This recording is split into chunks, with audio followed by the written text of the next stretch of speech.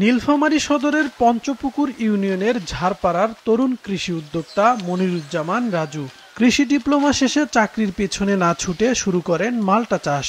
এখন তার বাগানে অর্গানিক পদ্ধতিতে চাষ হচ্ছে দেশি বিদেশি 11 প্রজাতির মাল্টা। শুধু চাষাবাদেই থেমে থাকেননি রাজু, নিজস্ব গবেষণায় উদ্ভাবন করেন মাল্টার নতুন জাত, যার নাম দেন রাজু মাল্টা 1। এ জাতের মাল্টার চারা এখন যাচ্ছে দেশের বিভিন্ন প্রান্তে। মাল্টার পাশাপাশি রাজুর বাগানে চাষ হচ্ছে কমলা ও আঙ্গুরও।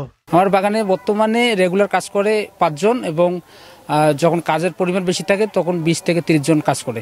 আর বাৎসরিক আয় চারা এবং ফল থেকে এভারেজ 30 লক্ষ প্লাসের মতো এখন আসতেছে। আশা করা যায় আমার 1-2 বছরের মধ্যে 50 লক্ষ প্লাস আয় হবে। এখানে মাল্টাটা খুবই সুস্বাদু। এছাড়াও এখানে রাজু অর্গানিক গার্ডেন থেকে রাজু নার্সারি আছে। কোনো রকম এখানে ওষুধপত্র বা ফরমালিন মিশানো হয় না এবং বাজারে যে সব মাল্টাগুলো পাই তার চেয়ে অনেকটা সুস্বাদু আমাদের এই মাল্টাগুলো।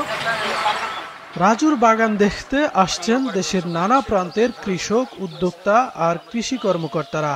তাকে নানাভাবে সহায়তা দিচ্ছে স্থানীয় কৃষি বিভাগ। কৃষি মন্ত্রণালয়ের দিক নির্দেশনায়, কৃষি সম্প্রসারণের সহযোগিতায় সবকিছু মিলেই কৃষি বিপণন অধিদপ্তর সবাই মিলে কৃষির যে সাপ্লাই চেইন ব্যবস্থা এটাকে আরো বেশি সুন্দর করা হচ্ছে। আমরা তাকে কারিগরি পরামর্শ দিচ্ছি এবং আমরা পার্টনার প্রকল্প থেকে এখানে ড্রিপ ইরিগেশন করার প্রস্তাবনা দিয়েছি যাতে তার সেচ ব্যবস্থা সহজ হয় এবং আমরা তাকে পরামর্শ দিচ্ছি সেজন্য এটিতে অর্গানিক একটা গার্ডেনে রূপান্তরিত করে যেন ভোক্তারা নিরাপদ মালটা খেতে পারে।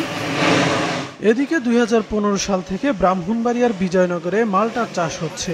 উপজেলার পাহাড়পুর, বিষ্ণুপুর এবং সিঙ্গারবিল ইউনিয়নের 70 হেক্টর জমিতে মাল্টার বাগান রয়েছে। এর মধ্যে শুধুমাত্র বিষ্ণুপুর ইউনিয়নেই রয়েছে 40টি। ইউনিয়নের মহেশপুর গ্রামের কৃষক জহিরুল হক কৃষি বিভাগের সহায়তায় 2021 সালে 1 বিঘা জমিতে শুরু করেন মাল্টা চাষ। বাড়ি 1 মিশরি, ভিয়েতনামি ও আফ্রিকান ইয়েলো মাল্টার 90টি চারা দিয়ে যাত্রা শুরু করেন তিনি। বছর যাইতেছে, ফলন বাড়তেছে। এবার আল্লাহ আমার আগে দিছে অনেকগুলা, আনুমানিক 2.5 থেকে 3 টন মাল্টা এবার বিক্রি করুন।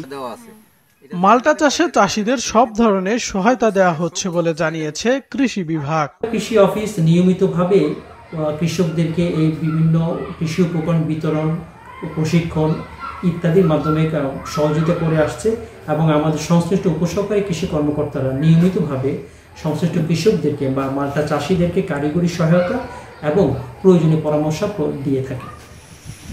চলতি মৌসুমে শুধু বিজয়নগর উপজেলাতেই 980 মেট্রিক টন মাল্টা উৎপাদিত হবে এমনটাই আশা করছে কৃষি বিভাগ।